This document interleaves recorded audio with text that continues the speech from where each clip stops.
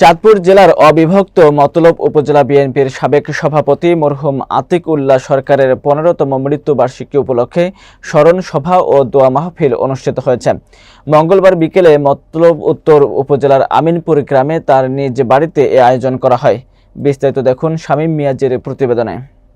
সভায় প্রধান আলোচক হিসেবে বক্তব্য রাখেন পিজি হাসপাতালের মেডিসিন অনুষদের ডিন ও বিশিষ্ট চিকিৎসক অধ্যাপক ডক্টর শামীম আহমেদ।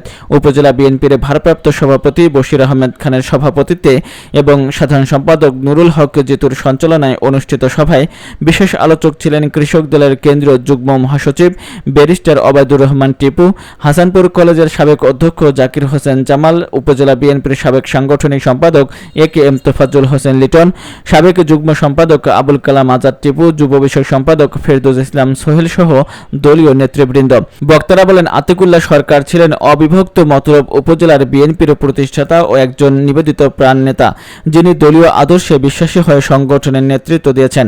স্মরণ সভা পূর্বে মরহুমের কবর জিয়ারত করেন বিএনপি ও সহযোগী সংগঠনের নেতৃবৃন্দ।